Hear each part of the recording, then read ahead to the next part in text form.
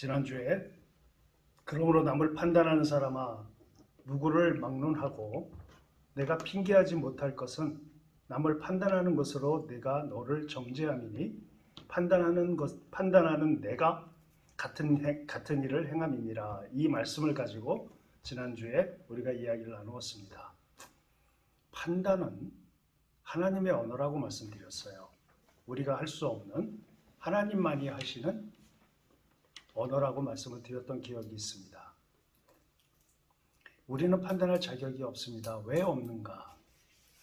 우리는 기본적으로 하나님 앞에서는 세상이 주는 이론이나 세상이 주는 어떤 윤리적 기준으로도 우리는 기준을 거기에 삼는 것이 아니라 바로 하나님을 기준으로 해서 우리를 바라볼 때에 우리는 결코 누구를 판단할 수 있는 존재가 아니라고 말씀을 드렸습니다. 판단이라고 하는 것은 분노를 쏟아부을 대상, 잘못을 지적할 존재, 지적당할 존재, 이런 존재에다가 징계까지 합쳐진 게 단어, 다시 말하면 판단이라는 뜻이라고 말씀을 드렸습니다. 우리를 누구에게 분노를 쏟아붓고 또 그 사람에게 그 분노를 쏟아부은 그것을 야단을 치고 그리고 징계까지 할 수 있는 것이 판단이라고 말씀을 드렸을 때 이러한 것들은 바로 하나님만이 인간에게 하실 수 있는 그런 원칙이라고 말씀을 드렸습니다. 나는 죄짓지 않고 나는 살인하지 않았고 나는 간통하지 않았으며 강간하지 않았고 난 이렇게 살았는데 내가 죄인이라고 할 수 있는가? 라고 보편적으로 사람들은 생각할 수 있습니다. 그 원리대로 한다면 사람들은 스스로를 죄인이라고 생각하기 어려워요. 그런데 하나님께서 기준을 제시하셨습니다. 어떤 기준이죠? 내가 온전한 것처럼 너희도 온전해라 라는 기준을 설정하셨어요. 우리는 현세, 지금 사는 이 세상에 나를 그 세상에 나와 있는 기준으로 나를 비치는 것이 아니라 우리는 언제나 하나님 앞에 가야 합니다. 하나님을 기준으로 해서 내가 어떠한 존재인지를 봐야만 내가 그 누구도 판단할 수 없다는 것을 알게 돼요. 그래서 얘기를 하십니다. 바울은 아예 너희에겐 자격이 없다 라고 표현을 하신 거예요. 지난주에 그 말씀을 드린 겁니다. 저 자신을 한번 생각해 봤습니다. 30대 중반부터 40대 말까지 한마디로 말해서 저는 판단하는 사람이었습니다. 어느 교회에 초청을 받아서 강의를 하러 가거나 메시지를 하러 가거나 또는 세미나를 하러 가거나 저는 신랄하게 비판하고 잘못된 한국교회와 그 목회자들을 향해서 거침없이 비판을 하고 분노를 쏟아붓고 저는 그런 사람이었습니다. 성경을 읽어요. 깨달음이 옵니다. 성경을 연구하고 묵상을 하게 되면 더 많은 깨달음이 오게 되고 지식이 넓혀져 갑니다. 책을 읽고 어떤 주석을 읽고 많은 신앙 선배들의 신학 서적을 읽으면서 점점 깨달음이 오고 알아지는 것이 쌓여갑니다. 기쁘죠? 그런 것들이 쌓여져 가고 내 자신이 뭔가를 이루어간다는 기쁨이 있고 그 지식에 따라서 설교를 하고 강의를 합니다. 그리고 비판을 하지요. 쌓여져 가는 지식과 깨달음에 대한 깊이가 깊어지면 깊어질수록 비판은 날카로워집니다. 그 스스로 만끽을 해요. 아, 오늘 메시지에서 이렇게 얘기한 건 참 지혜로웠던 것 같다. 스스로 만끽을 합니다. 스스로 만족을 해요. 나는 정상적인 목사로 정상적으로 성장하고 있구나. 필요한 지식들을 갖춰가면서 가고 있다. 30대 중반부터 40대 말까지 저의 스탠스였습니다. 하나님이 치시더라고요. 그래서 여러분이 아시다시피 저는 거의 이 땅에서는 살지 못한다는 얘기를 듣고 요양을 떠나서 10년 동안 요양 생활을 했습니다. 그때 깨닫게 되는 것들이 많았어요. 하나님께서 한 사람의 목회자를 세우시고 그 사람에게 알 것을 제공해 주시고 알만한 것들을 주시는데 여기서 제가 왜 알미, 왜 이게 칼이 되는가? 왜 이것이 남을 찌르는 무기가 되는가? 혼란스러웠습니다. 차라리 모르면 비판이 안 나오죠.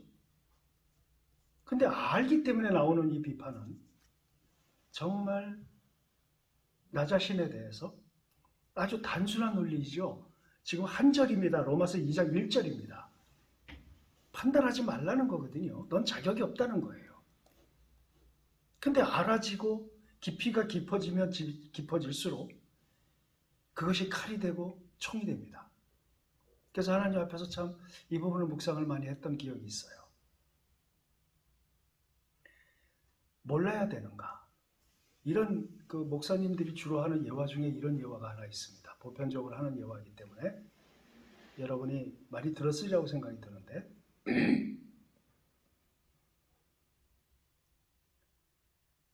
그 삼청동에 가면 부자 동네가 있죠. 근데 그 삼청동에 가면 부자 동네도 있지만 가난한 사람들도 있습니다. 가난한 집도 있어요. 근데 거기에 삼청동에 자녀들을 다 시집장가 보내고 늘 노부부가 사는 집이 있었습니다. 상당히 재력가였고 사회적인 지위가 높았어요. 근데 그분들은 무늬만 부부였지 거의 이혼 상태에 정서적 이혼 상태에 있었던 부부였어요. 매일 싸우죠. 매일 싸우고 행복한 부부가 아니었습니다. 근데 그 밑에 굉장히 행복한 가정이 하나 있었어요. 그 가정이 어떤 가정이냐면 지체장애의 부부였습니다. 그들은 서로가 지체장애라는 걸 알아요. 싸우지 않습니다. 둘이 행복하대요. 이런 엇비슷한 예화들을 들으면서 전 이런 생각을 해봤습니다. 세상적으로는 알아가는 게 깊어진다. 넓어지고 많아진다. 지식층의 사람들은 한 분야를 전문적으로 깊게 들어가게 되면 그 지식이 두 개 중에 하나로 쓰인다. 어떤 걸로 쓰이느냐? 칼이나 총으로 쓰이든지 아니면 사랑의 도구로 쓰이든지. 지체장애 부부는 서로 모자란 걸 알아요. 서로 주장하지 않습니다. 또 이런 예화가 있더라고요. 교육이 상당히 높은 부부가 사는 가정과 교육이 상당히 낮은 부부들이 사는 가정의 차이가 뭔가? 교육이 상당히 높은 소위 말해서 가방끈이 긴 가정에 사는 사람들은 서로가 지식층이에요. 서로가 뛰어난 사람입니다. 그러니까 질 수 없어요. 근데 교육이 낮은 사람들이 사는 집은 서로가 주장을 하지 않습니다. 그래서 싸움이 없대요. 한번 생각을 해봤습니다.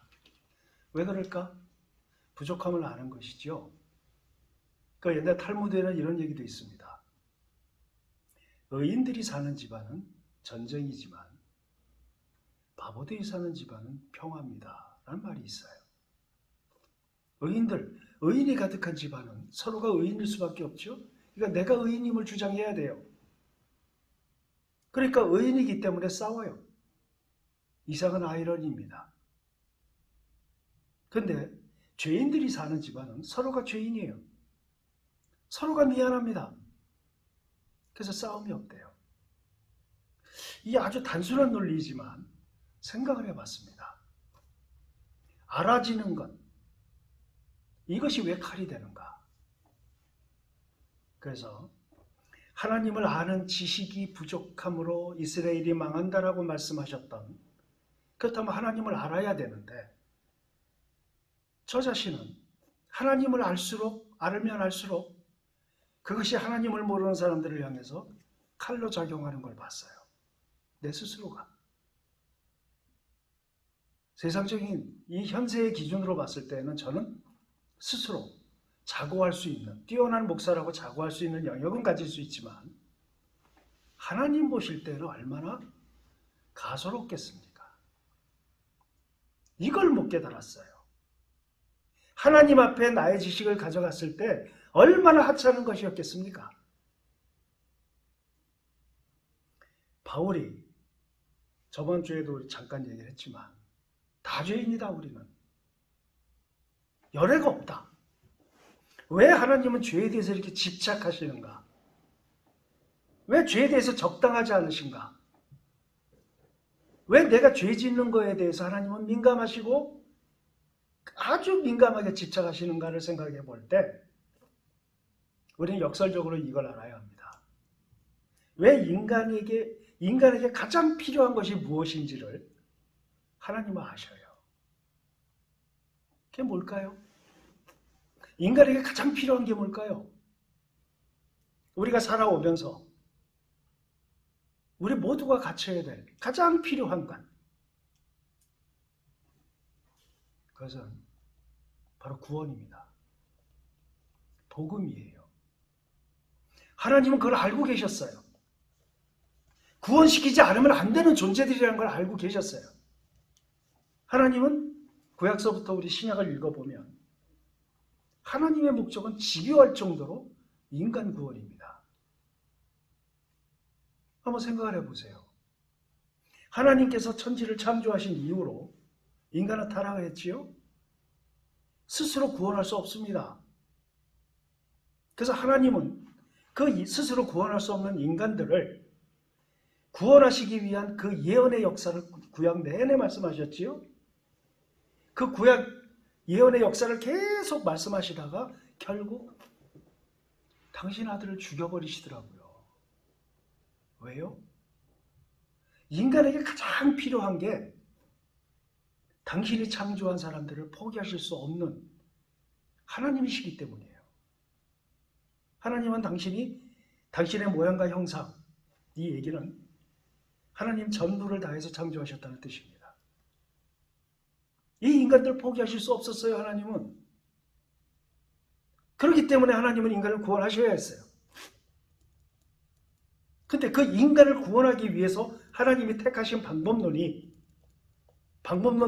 가장 핵심적인 것이 바로 예수 그리스도를 주로 믿게 하는 것이었습니다. 그런데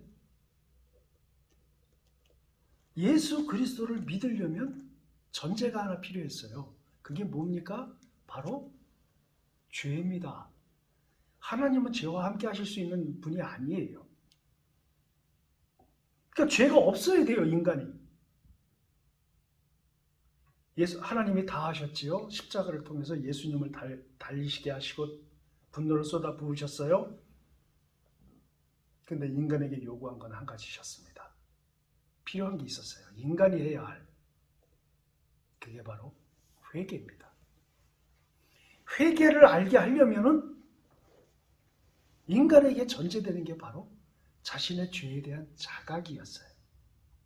그래서 하나님은 다른 종교의 어떤 그 조물주들이나 그 신들의 그 특징에서 죄에 대해서 이렇게 집착하는 신이 없습니다. 하나님은 그렇게 죄에 대해서 집착을 하셔요. 그래서 끝없이 죄에 대해서 구약서부터 신약까지 계속해서 죄에 관한 문제를 말씀을 하십니다. 맨날 죄에 대한 얘기를 하네요. 왜 그 불편하게 그 얘기를 하네요? 해야 됩니다. 왜냐하면 우리 사람들은 죄에 대한 자각이 정도에 따라서 사람마다 정말 천태만별입니다. 죄에 대해서 사람마다 인식이 다르고 하기 때문에 그 중에 이 죄에 대해서 내가 죄와 좀 무관한 존재, 나는 그래도 좀 깨끗한 존재라고 생각할 수 있는 영역이 바로 그런 영역을 드러나지는 것이 바로 판단입니다. 그래서 로마서 1장을 통해서 거대한 복음과 구원과 죄에 대한 거대한 말씀을 하셨다가 2장에 처음 시작할 때부터 판단이라는 주제를 갖고 나오신 이유가 바로 여기 있어요. 판단을 하는 인간들은 전제가 있습니다. 여러분, 이런 말을 들어보기도 했고 사용도 해보셨을 거예요. 이놈의 세상, 말세야, 썩을 놈의 세상. 여러분, 이런 얘기를 들어볼거나 하셨을 수 있을 거예요. 그런데 이렇게 말하는 사람들에게 내면의 전제가 있습니다.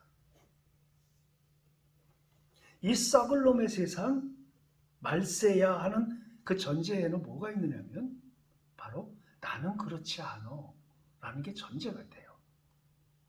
나는 안 그런데 이놈의 세상 왜 이 모양이야? 물론 저를 포함해서 이 세상을 바라볼 때, 교회를 비판할 때, 목회자를 비판할 때 전제가 있습니다. 나는 저 목사 같지 않아. 이게 전제예요. 그런데 하나님의 기준으로 봤을 때, 바울이 얘기하는 이 기준으로 봤을 때에는 너는 너 역시 마찬가지다라는 개념을 지금 얘기하고 계신 겁니다. 저 여기까지 생각을 하다가 딜레마에 빠진 적이 있습니다. 우리 한번 말씀을 한 군데 찾아볼까요? 고린도후서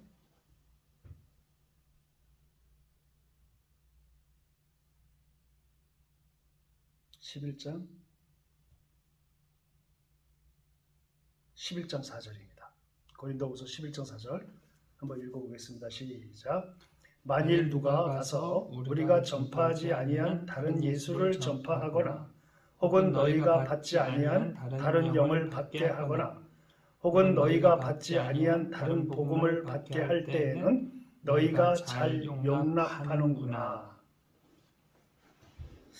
고린도후서를 읽다가 여기서 턱 하고 걸렸었습니다. 한번 말씀을 좀 묵상을 해볼까요? 만일 누가 가서 우리가 전파하지 아니한 다른 예수를 전파하는 자를 너희가 잘 용납하는구나. 그리고 혹은 너희가 받지 아니한 다른 영을 받게 하거나 받게 하는 것을 너희가 잘 용납하는구나. 혹은 너희가 받지 아니한 다른 복음을 받게 할 때에는 너희가 잘 용납하는구나. 지금 이 얘기거든요. 여러분, 용납하지 않으려면 어떻게 해야 되지요? 먼저 판단을 해야죠. 뭔가를 판단해야 용납하지 말아야 할 것을 지금 용납하는 것에 대해서 베드로가 좀 지적을 하는 것이거든요. 뭔가 잘못된 것에 대해서 분별력을 가지고 판단을 하고 이 과정을 거쳐야 용납할지 안 할지를 결정을 하지 않습니까? 그럼 판단이 필요하다는 얘기예요, 지금. 여기서 이렇게 턱 막혔어요. 비판하지 말아라, 판단하지 말아라. 자, 판단을 하게 되면 판단의 행위적 특징이 바로 비판입니다. 그런데 여기서 용납하지 말아야 되는 것은 용납에 대해서 우리가 쉽게 생각해서는 안 된다는 얘기예요. 그러면 여기서 뭔가 이 사람을 용납하느냐 말하느냐 뭔가 판단을 해야 된다는 얘기인데 그 판단하지 말라고 하셔놓고는 고린도후서, 누굽니까? 고린도후서면 바울이 쓴 서신입니다. 바울이 여기서는 판단의 필요를 지금 제기하고 있는 것이에요. 그래서 참 헷갈렸습니다. 또 찾아보겠습니다. 요한계시록 2장 2절 한번 보겠습니다. 자, 한번 읽어봅시다. 시작. 내가 내 행위와 수고와 내 인내를 알고 또 악한 자들을 용납하지 아니한 것과 자칭 사도라 하되 아닌 자들을 시험하여 그의 거짓된 것을 내가 드러낸 것과. 판단 없이 이런 일을 할 수 있습니까? 뭔가 판단이 필요한 여력이 있다는 얘기예요. 또 한 군데 찾아보죠. 계시록 2장 20절 한번 보겠습니다. 시작. 그러나 내게 책망할 일이 있노라. 자칭 선지자라 하는 여자 이사벨을 내가 용납함이니 그가 내 종들을 가르쳐 꾀어 행음하게 하고 우상의 제물을 먹게 하는도다. 여기서도 판단할 근거가 생기지요? 도대체 이거를 어떻게 해석해야 할까요? 바울은 로마 교인들에게 편지할 때는 판단에 대해서 아예 너희들은 자격이 없다 라고 말씀을 하시면서 동시에 또 다른 고린도 교회에서는 판단을 해야 한다. 또 여기서 예수님이 계시록에서 요한이 예수님의 말씀을 따라서 지금 얘기한 내용 중에서도 분명히 판단을 해야 된다는 얘기가 지금 나오고 있어요. 이 두 가지가 이게 턱하고 걸렸었습니다. 뭐는 판단하고 뭐는 판단하지 말아라. 이거 어떻게 분별해야 되는가? 다시 로마서 2장으로 돌아가겠습니다.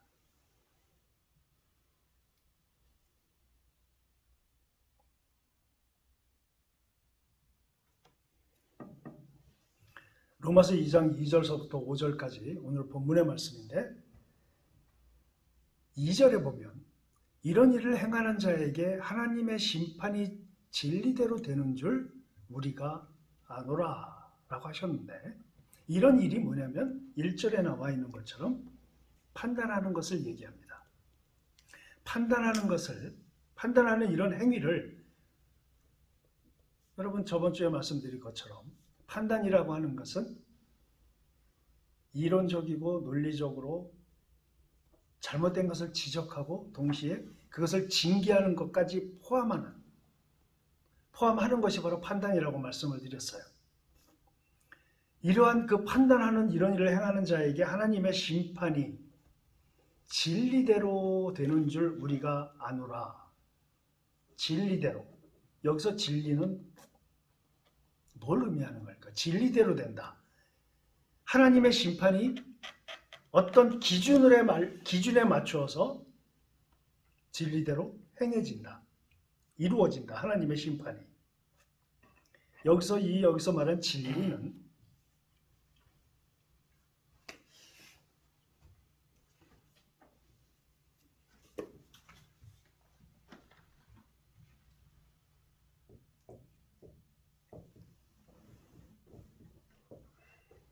알데이아.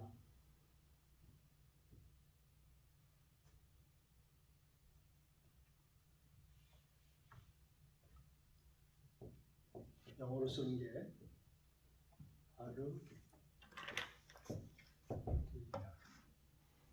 이게 발음이 이렇게 나오는데 아르세이아라고 해야 되나? 그지? 때가 아닌. 네. R은 부정입니다.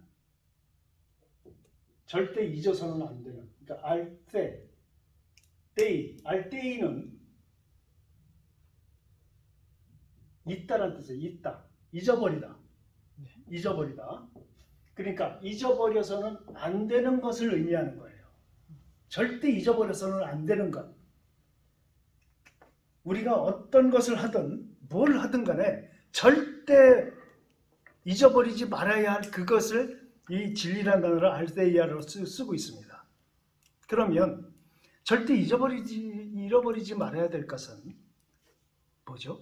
잊어버리지 말아야 될 게 바로 예수 그리스도죠. 그래서 우리는 진리 그러면 예전에 말씀드린 것처럼 제일 먼저 떠올려야 할 존재가 바로 예수님이라고 말씀드렸어요. 그럼 여기서 알데이아로 말씀드리는 이 부분은 바로 예수님 자체도 되지만 예수님이 가르쳐 주신 것, 예수님이 언급하신 것, 예수님이 기준 삼아서 말씀해 주신 것, 이런 것들을 지금 진리라고 해석을 하면 정확합니다. 그러니까 이 2절 말씀을 이런 일을 행하는 자에게 하나님의 심판이 예수님이 알려주신 대로, 예수님이 기준되는 대로 되는 줄을 우리가 아노라 그랬어요. 그러니까 심판이 바로 예수님을 중심으로, 예수님을 아는 것으로 시작된다는 것이에요. 집행이 된다는 것이에요. 그런데 예수님이 중심이 된다는 것은 바로 예수님이 기본 원리의 핵심으로서 죄가 해결되지 않은 상태에 있는 자들에게 심판이 임한다는 걸 지금 얘기하는 것입니다. 그러면 아까도 말씀드린 것처럼 2절 말씀을 근거로 해서, 예수님을 근거로 해서 어떤 것은 판단하고 어떤 것은 판단하지 말아야 하고, 이 기준을 어떻게 설정할 수 있을까요?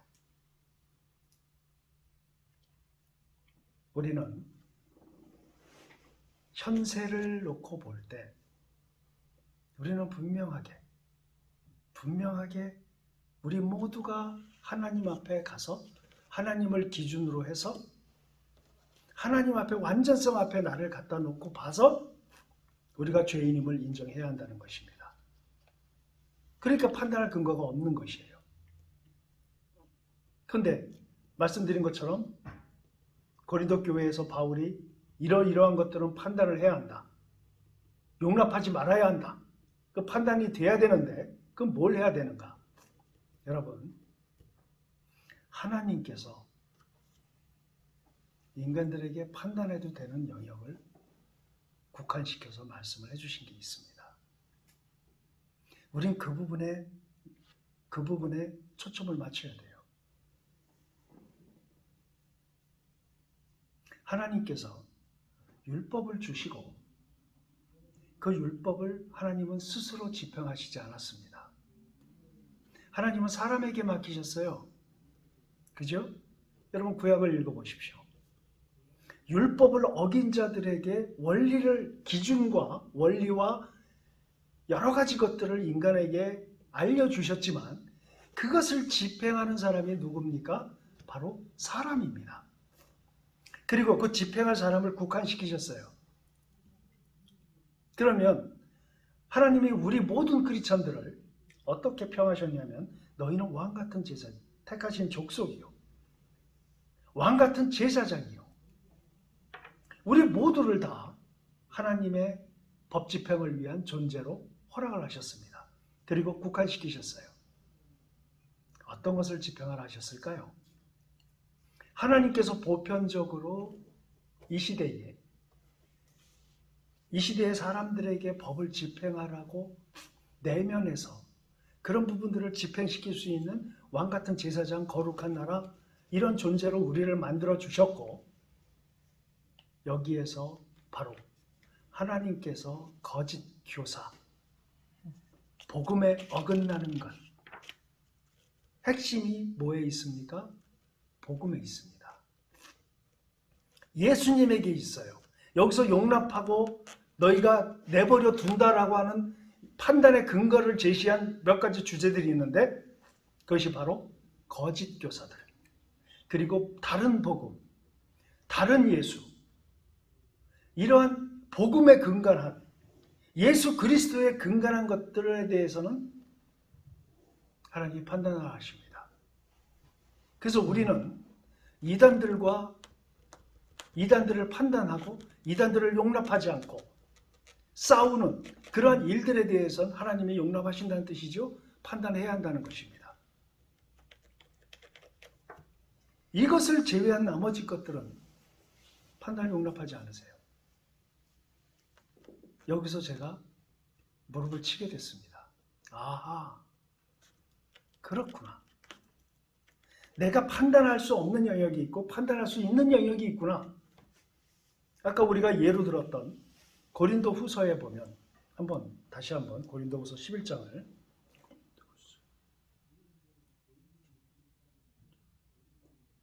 11장 4절을 한번 보겠습니다. 자, 만일 누가 가서 우리가 전파하지 아니한 다른 예수를 전파하거나 혹은 너희가 받지 아니한 다른 영을 받게 하거나 혹은 너희가 받지 아니한 다른 복음을 받게 할 때에는 너희가 잘 용납하는구나. 뭐죠? 지금 야단치시는 겁니다. 뭘로? 우리가 뭘 판단한다? 용납하려면 판단을 해야죠. 그래야 용납할지 안 할지 결정할 거 아닙니까? 그러니까 너희가 이런 판단을 하지 않는구나. 판단해라. 이런 뜻이겠지요. 근데 뭘 판단하라는 것이죠? 지금 우리가 전파하지 아니한 다른 예수, 너희가 받지 아니한 다른 영, 받지 아니한 다른 복음, 이 부분에 있어서 바울은 판단하라고 하십니다. 뭐 우리 계시록도 읽었지만 이사벨 얘기를 하시면서 그 영에 대한 얘기를 하시죠. 그걸 판단하지 아니한 것에 대해서 교회에 질책을 하시죠.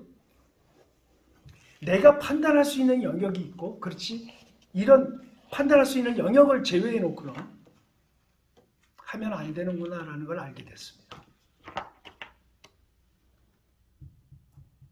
우리가 교회에서 어떤 사람이 심각한 죄를 졌다고 가정을 해봅시다. 근데 교회에 보면 치리법이 있어요. 여러분, 법이 뭐죠? 법은 예를 들어서 법철학자들이 공통적으로 하는 얘기가 있습니다. 법철학자들은 이렇게 얘기해요. 법이라는 것은 양심의 최소한이다. 양심에 있어서 최소한 가장 밑바닥에 있는 그것이 바로 법이다. 이런 얘기를 합니다. 법을 한자로 얘기하면 물수변에 갈 것자예요. 법이라는 건 물이 흐르듯이 진행되는 것이 법입니다. 마음에 걸림이 없이 이렇게 적용했을 때 모든 사람이 마음속에서 자연스럽게 인정하게 되는 것을 법이라 할 수 있어요. 가장 최소한의, 인간이 지킬 가장 밑바닥에 있는 가장 최소한의 약속들입니다. 이 약속들을 법이라고 할 수 있는, 이 약속이 바로 법이라 할 수 있는데 교회에 칠의법이 있습니다. 교회에 칠의법이 있다는 것은 교인들이 생각할 때에 자연스럽게 모두가 인정하고 그것을 받아들이는 것을 의미하지요. 근데 여러분, 교회 칠의법에 대해서 제가 이 시간에 다 말씀드릴 수는 없어요. 그런데 우리가 성경 말씀에서 고린도 교회를 한번 생각해 봅시다. 고린도 교회에 보면 바울이 고린도 교인들에게 질책을 하는 내용 중에서 고린도 교인들의 성적인 타락에 대한 얘기를 하신 적이 있습니다. 그것을 용납하는 것에 대해서 바울이 상당히 분노했던 그 기억이 있으실 거예요. 그럼 이건 도대체 어떻게 해야 되느냐? 교회에 만들어진 법은 지켜져야 합니다. 그리고 교회에서 칠의하기로 결정한 법은 칠의해야 합니다. 그것은 목사뿐만 아니라 모든 사람들이 다 적용이 되는 것이에요. 교회에 다니는 사람들은.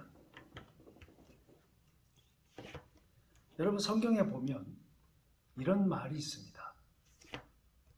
당짓는 것에 대한 말씀이 있고 연합이라는 단어가 있어요.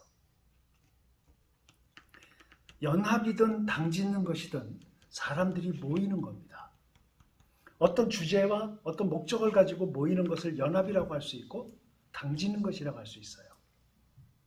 근데 연합이라고 하는, 성경에서 연합이라는 표현을 쓰는 것은 하나님 나라를 중심으로 해서 하나님 나라를 목적으로 해서 모여지는 그 모임을 연합이라고 할 수 있습니다. 그런데 우리 로마서 1장에서 읽은 것처럼 하나님이 사형에 해당하다고 명명하신 그 죄목 중에 당짓는 것과 이런 말씀이 있습니다. 여러분이 성경 읽다가 당짓는 것에 대한 단어가 나오면 무조건 이렇게 생각하시면 돼요. 하나님을 목적으로 해서 하나님 나라를 이루기 위한 목적으로 만들어진 것은 연합이고, 내 개인의 이기적인 욕망에 의해서 만들어지는 것을 바로 당짓는 것이라고 생각하시면 됩니다. 연합이 되든 사람이 모이는 연합이 되든 당짓는 것이 되든 거기에는 반드시 뭐가 생깁니까? 적이 생깁니다. 그러면 적을 비판하게 되죠. 판단하게 됩니다. 그러다 보면 그 판단 자체가 하나님을 목적으로, 하나님 나라를 중심으로, 하나님을 목적으로 이루기 위한 연합에서 나오는 그 판단과 개인적인 이익을 목적으로 연합해서 되어지는 그 당짓는 것에 대해서 나오는 거기서의 판단과 우리는 분별을 해야 돼요. 하나님이 교회의 법을 만드시고 거기에 7일을 명령하셨다면 그것은 하나님 나라가 온전하게 되기 위한 목적입니다. 거기에는 반드시 판단이 들어가야지요. 그래서 7일법이 있기 때문에 법대로 처리를 한다는 개념입니다. 교회에서 7일을 해야 한다. 그래서 당회장을 포함한 모든 존재가 다 거기에 포함이 됩니다. 한국 교회는 7위가 사라진 지 오래됐어요. 왜 그럴까요? 로마서 1장 32절에 나와 말씀하신 것처럼 자기들만 이런 죄를 행할 뿐 아니라 이런 일을 행하는 다른 자들을 옳다 하느니라 라는 말씀 기억하실 겁니다. 너와 내가 다 짓는 죄니까 우리가 그냥 덮어두자 라는 개념을 갖게 되는 것이죠. 이게 당짓는 것의 결과입니다. 그러나 연합, 하나님 나라와 교회 중심으로 해서 하나님 나라를 이루기 위한 곳에서는 그러한 부분들에 대해서 너와 내가 다 같은 죄인이라 할지라도 교회에서 이런 일이 행해지는 것에 대해서는 반드시 치리가 이루어져야 한다는 게 교회 법이라면 거기서는 판단이 있어야 합니다. 그런데 우리가 이걸 잃어버린 지 오래예요. 어떤 것은 판단하고 어떤 것은 판단하지 말아야 되는 분명 영역들이 있습니다. 그래서 판단이 무조건 다 옳으냐, 무조건 다 틀리냐 이렇게 극단적인 해석을 해서는 안 됩니다. 우리는 분별해야 돼요. 하나님 나라와 그의 목적을 이루기 위한 교회 연합을 위해서는 다른 복음을 전하는 것, 다른 예수를 전하는 것 반드시 용납하지 말아야 한다고 바울은 지금 얘기를 하고 있습니다.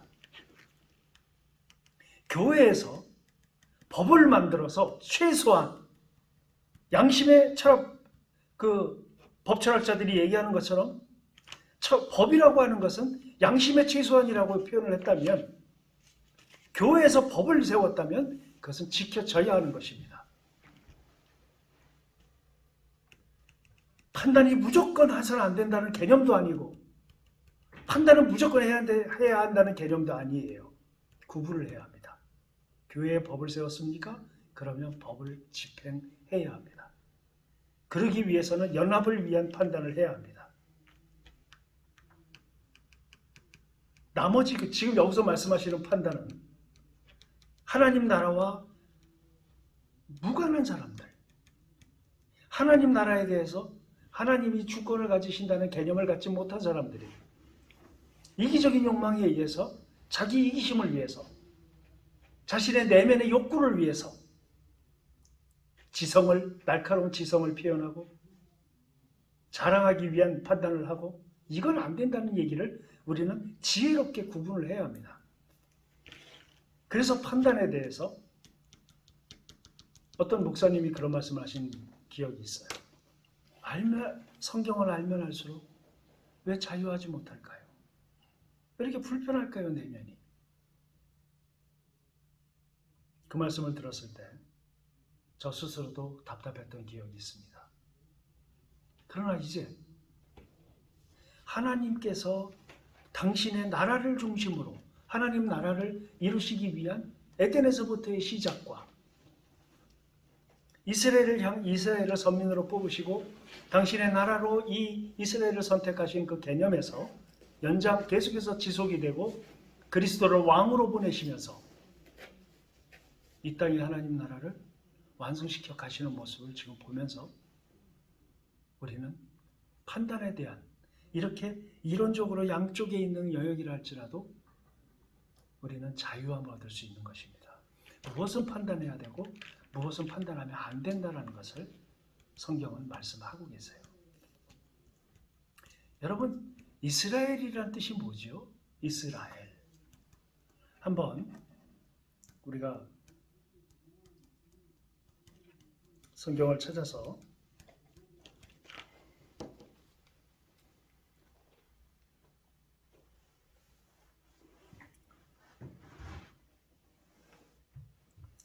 창세기 32장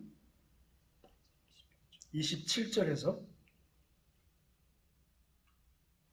28절까지 한번 읽어보겠습니다. 창세기 32장 27절에서 28절. 그 사람이 그에게 이르되 내 이름이 무엇이냐? 그가 이르되 야곱이니이다. 28절. 그가 이르되 내 이름을 다시는 야곱이라 부를 것이 아니요 이스라엘이라 부를 것이니 이는 네가 하나님과 및 사람들과 겨루어 이겼음이니라. 여러분, 이스라엘이 무슨 뜻이라고요?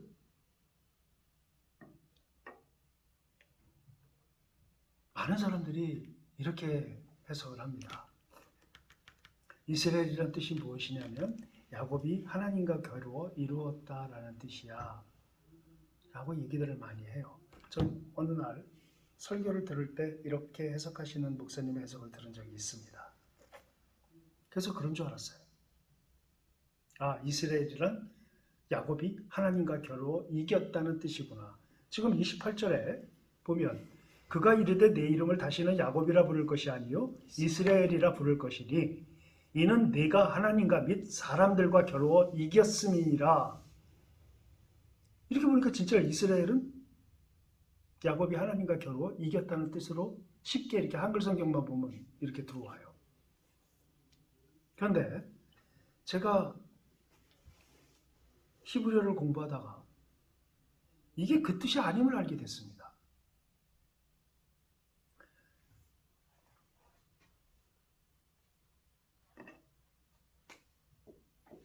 이스라, 이게 무슨 뜻이냐면 통치하다, 통치하다, 지배하다, 주권을 갖다 이런 뜻이에요. 엘이 무슨 뜻이죠? 엘, 아시죠? 엘은 하나님을 의미합니다. 하나님이 통치하신다는 개념이에요. 야, 이거 어떻게 된 거지? 여지껏 통상적으로 들었던 거는 야곱이 하나님과 싸워서 이겼다 이런 뜻으로 알고 있었는데 왜 히브리어는 이렇게 나와 있냐고요? 그래서 이때부터 주석집을 뒤지기 시작했습니다. 뭐가 맞는가? 여러분의 주석을 봤어요. 공통된 주석의 해석이 있었습니다. 그게 무슨 뜻이냐면 여기 보면 하나님과 겨루어 이겼다. 여러분, 하나님이 사람을 이길 수 있습니까? 사람이 하나님을 이길 수 있습니까? 못 이깁니다. 아니, 하나님은 우리의 대적이 싸울 수 있는 상대가 아니지 않습니까? 어떻게 사람이 하나님을 이깁니까? 이건 그 뜻이 아닙니다.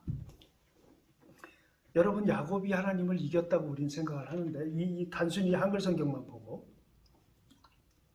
여러분, 하나님과 싸워 그 사람 씨름을 해서 야곱은 그 이후로 평생 장애인이 됐습니다. 환도뼈를 맞았지요.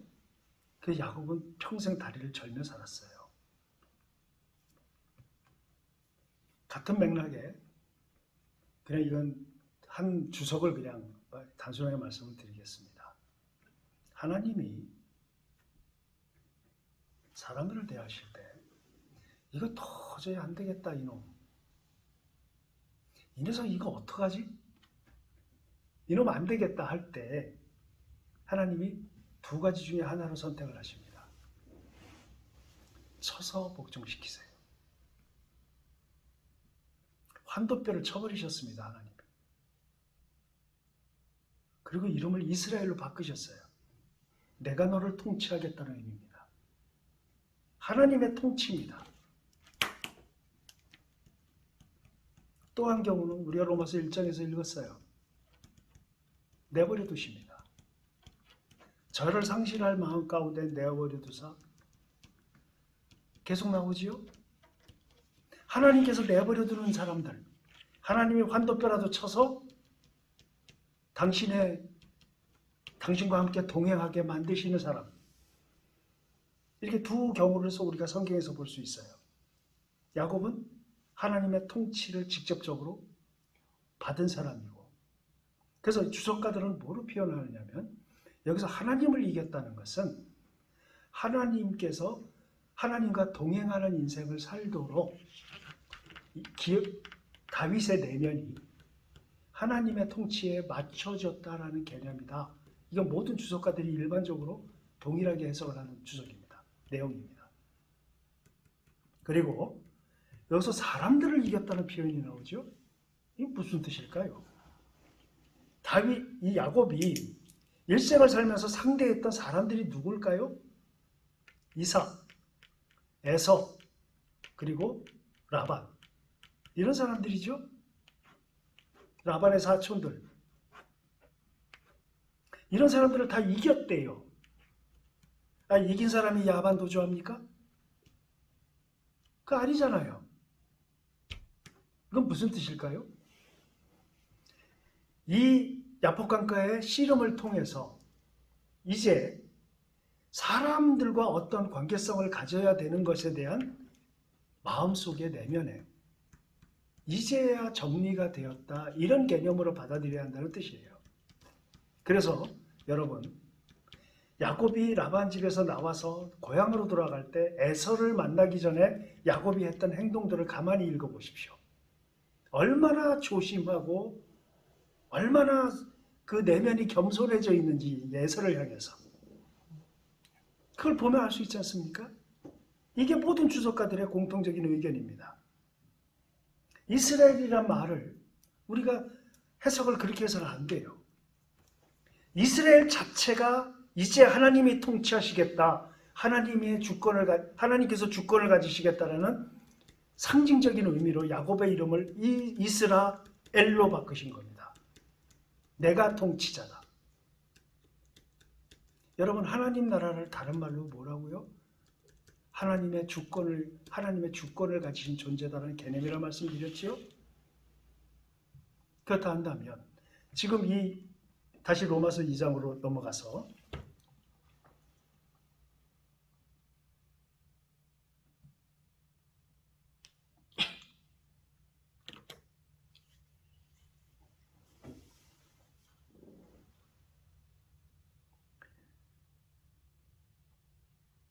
(3절을) 보겠습니다. 이런 일을 행하는 자를 판단하고도 같은 일을 행하는 사람아 내가 하나님의 심판을 피할 줄로 생각하느냐. 자, 하나님의 통치, 하나님의 주권, 하나님의 왕권, 하나님의 나라, 이 기준으로 생각할 때 여기서 하나님의 심판을 피할 줄로 생각하느냐. 여러분, 왕이 우리가 성경을 읽을 때 하나님의 심판이라는 단어를 너무 쉽게 넘겨요. 쉽게 이렇게 읽습니다. 그냥 말씀의 진지함이, 이 말씀이 갖는 진지함 속에 나를 집어넣지 못해요. 하나님의 심판이 있구나. 맞죠? 심판이, 예수님이 재림하시고 심판이 있을 거니까 쉽게 생각합니다. 근데 여러분 생각해 보세요. 지금 우리 민주국가에 살고 있기 때문에 대통령이 함부로 심판하지 않습니다. 말씀드렸다시피 하나님 나라는 왕권입니다.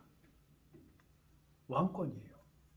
자, 대한민국은 윤석열 대통령의 땅이 아닙니다. 국민의 땅이에요. 대한민국에 있는 국민들은 윤석열 대통령의 백성이 아닙니다. 윤석열 대통령은 대한민국 사람들이 나를 대신해서 이렇게 해달라고 뽑은 사람이에요. 근데 하나님 나라는 다릅니다. 그 나라 땅은 전부 왕께서 소유하신 거죠. 왕이 소유한 것이에요. 그 나라 백성은, 국민은 소유가 왕입니다. 다 왕 것이에요. 여러분, 우리 봉건 시대를 생각해 보십시오. 우리가 사극을 보거나 이럴 때 왕들이 뭐라고 합니까? 내 나라, 내 백성이라고 얘기를 합니다. 소유가 왕이에요. 하나님의 나라는 하나님의 왕이십니다. 하나님 소유예요. 다 하나님 것이에요. 거기에는 물리적인 것과 눈으로 보이는 것과 눈에 보이지 않는 것 모든 소유가 하나님 것입니다. 여러분, 그 주권을 가지신 분이 심판하시는 거예요, 지금. 왕이 죽이라 그러면 죽입니다. 지금은 그럴 수가 없죠. 대통령이 누구 죽여라, 법이 막고 있는데 그게 가능하겠습니까? 국민들이 보고 있는데요. 그러나 왕이 통치하는 곳에는 왕이 말이 법이고 왕이 주권을 갖습니다. 그런 주권을 가지신 하나님께서 지금 심판하시는 거예요. 아까도 말씀드린 것처럼 판단의 절대성, 판단에 대한 절대 필요성, 그리고 판단에 대해서 절대 하지 말아야 되는 것들, 여러분 잘 구분을 하셔야 합니다. 여기서는 판단하지 말아라, 다른 사람. 너도 똑같은 사람이다. 이 개념을 항상 생각해야 합니다. 판단에 대해서 어느 건 하라고 그러고 어느 건 하지 말라고 그러고 헷갈린다. 이제 여러분이 이런 고민에서 벗어나셨으면 좋겠습니다. 반드시 판단해야 되는 것은 판단하고 판단하지 말아야 할 것은 판단하지 말아야 합니다. 마무리를 하겠습니다. 우리가 지금 로마서 2장서부터 3절까지 지금 보았는데 다시 한번 읽고 정리를 하는 시간을 갖겠습니다. 이런 일을 행하는 자에게 하나님의 심판이 진리대로 되는 줄 우리가 아노라. 이런 일을 행하는 자를 판단하고도 같은 일을 행하는 사람아 내가 하나님의 심판을 피할 줄로 생각하느냐. 한번 떠올려 보십시오. 예수 그리스도에 대한, 복음에 대한, 다른 영에 대한 판단은 반드시 이루어져야 된다고 말씀을 하셨고, 그리고 이 땅에 존재하는 교회의 법, 치리하는 법, 이것들은 반드시 판단을 해야 합니다. 우리 교회에 누가 직분자가 교회법에 어긋난 일을 했으면 치리가 살아나야 합니다. 판단을 해야 돼요. 우리 교회에 다른 이단들이 들어와서 교회를 넘어뜨리고 사람들을 유혹하고 이러한 그 배교적인 행위를 했을 때 우리는 철저하게 판단해야 합니다. 지금 우리 성경에서 바울이 고린도 교회에서, 그리고 예수 그리스도가 교회 7교회들을 향해서 말씀하셨을 때 반드시 판단해야 합니다. 그러나 이것들을 제외한 나머지 것들에 대해서는 우리는 절대 판단해서는 안 됩니다. 왜냐? 자격이 없어요. 판단할 수 없습니다.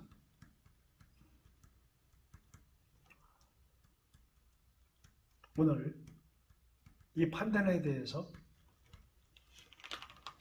가능한 것과 불가능한 것, 하나님이 원하시는 판단과 원하시지 않는 판단,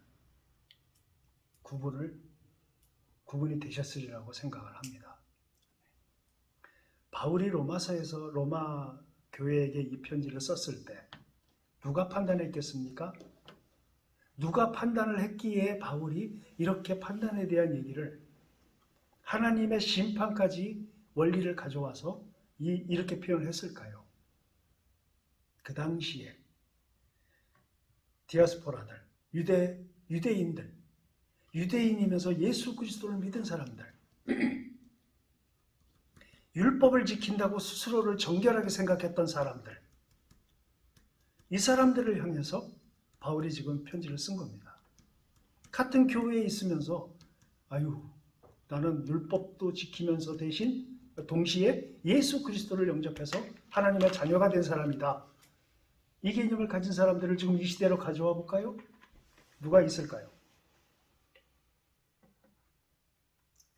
책을 읽고 뭔가 좀 아는 사람들, 남보다 내가 IQ가 높다고 생각하는 사람들, 나는 배움이 많다는 사람들, 실질적으로 그러한 삶을 사는 사람들, 이런 사람들이 아닐까요? 저 같은 목사를 포함해서. 그래서 지식이 필요 없는 겁니까? 라는 질문을 하게 되면 단언코 말씀드립니다. 지식은 반드시 필요합니다. 하나님을 알아야 합니다. 깊이가 깊어져야 합니다.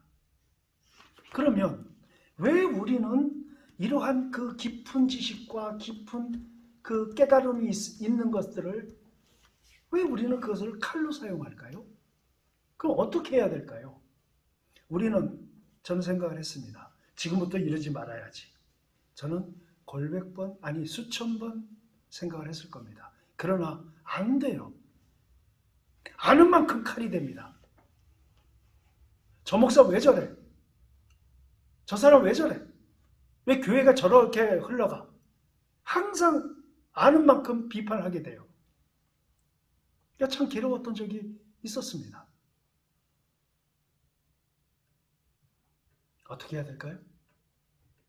저는 죽을 때까지, 그래서 바울이 말씀하신 부분이 저에게 절절히 다가옵니다. 바울이 이렇게 표현하셨죠?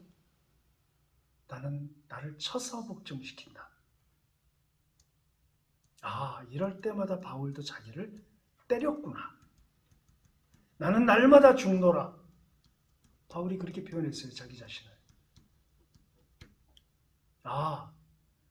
날마다 그리스도의 십자가가 필요한 죄인임을 인정하고 그 십자가에서 내가 날마다 죽어야 되는 존재인 것을 인정해야 되겠구나. 나는 여전히 이 죄에서 못 벗어나는구나. 위안이 됐습니다. 바울도 그랬구나. 그래서 날마다 자기를 때리는구나. 그리고 날마다 자기를 죽이는구나. 이 한계를 깨달으면서 나는 여전히 죄인으로 일생을 살 수밖에 없구나. 그래서 이 죄에 대한 자각이 있어야 하고 바로 십자가가 필요했구나. 바울은 지금 그걸 얘기하는 겁니다. 그래서 십자가를 통해서 예수님이 우리를 대신, 나를 대신해서 돌아가 주셨고 그 다음에 그분이 부활하셔서 우리들에게 하신 한 가지 말씀이 있습니다. 이 하나님, 예수님이 제시하신 이 한 가지는 우리가 영원히 할 수 없는 것이에요. 아무리 노력해도 예수님의 기준과 예수님의 원하실 만큼 우리는 이걸 행할 수도 없고 완전히 이룰 수도 없는 겁니다. 그러나 주님이 하나의 기준을 제시하셨어요. 그게 뭐냐면 세 계명을 너희에게 주겠다. 구약의 모든 율법을 통틀어서 그 율법 말고 새 원리와 새 지침을 너희에게 주겠다. 사랑해라. 이 말씀은 예수님의 모든 행하심과 가르침, 그리고 사복음서를 제외한 나머지 모든 성경들의 해석의 정점, 해석의 목적, 바로 사랑입니다. 내가 아는 만큼, 알게 되는 만큼, 묵상해서 깨닫게 되는 만큼 이것들이 칼이 되느냐, 아니면 사랑이 되느냐, 여기서 알게 된 거예요. 그런데 저를 돌아볼 때 저는 사랑할 수 없는 존재입니다. 사랑이 잘 안 돼요. 그래서 괴롭습니다. 자꾸 잘못된 것만 보이고 비판할 것만 보이고 이런 나 자신을 보면서 답답했습니다. 그런데 예수 그리스도께서 이미 몸소 실천하셨고, 그리고 지침을 주겠다 너희에게 사랑해라. 이것은 모든 학문의 답입니다. 모든 철학의 답이 사랑이에요. 왜 그러시죠? 왜 그렇죠? 하나님 자체가 사랑이시기 때문입니다. 우리는 모든 판단과 모든 결정을 할 때 기본적으로 가져와야 되는 게 나의 이 판단은 사랑에 근거한 것인가를 놓고 고민을 하게 되면 우리는 사랑하기에 힘든 존재들이기 때문에 나의 판단이 사랑을 근거로 한 것인가를 놓고 볼 때 이것을 그렇게 결정하고 움직이기 힘든 존재지만, 나는 그렇게 할 수 없는 존재지만 지금부터 이 원리를 알게 하셨으니까 이제 무조건 판단할 때 이것은 사랑에 근거한 것인가를 놓고 판단하자라고 결심을 했던 기억이 있습니다. 잘 안 되지만. 그래서 오늘 같이 얘기를 나누는 우리 동영상을 보는 우리 형제들은, 형제 자매들은 판단으로부터 오늘 이 시간 이후부터 자유로워지셨으면 좋겠습니다. 이 판단이 내가 판단하는 게 맞나? 이건 판단해야 되는 건가? 안 해야 되는 건가? 판단을 해야 된다면 무엇을 근거로 해야 되는가? 마지막으로 말씀드리는 것이 바로 사랑입니다. 나의 판단은 사랑을 근거로 하는 것인가? 잘 안 됐을 때 바울처럼 우리는 날마다 자기를 쳐서 복종시키기 위해서 치는 연습을 해야 합니다. 같이 합시다. 그리고 날마다 죽읍시다. 어렵지만 죽이자는 거예요. 내 내면에 있는 사랑을 근거로 하지 않은 판단들을 죽이는 연습을 하자는 거예요. 잘 안 되겠지만, 물론 여러분은 잘 될지 모르겠어요. 전 참 어렵더라고요. 근데 해야 합니다. 이게 바울의 가르침이에요. 바울의 삶이었어요. 오늘은 3절까지 바라봤습니다. 다음 주에 4절, 5절을 또 보는 시간에는 계속 이어서 로마서 강해를 계속 같이 나누겠습니다. 수고들 하셨습니다.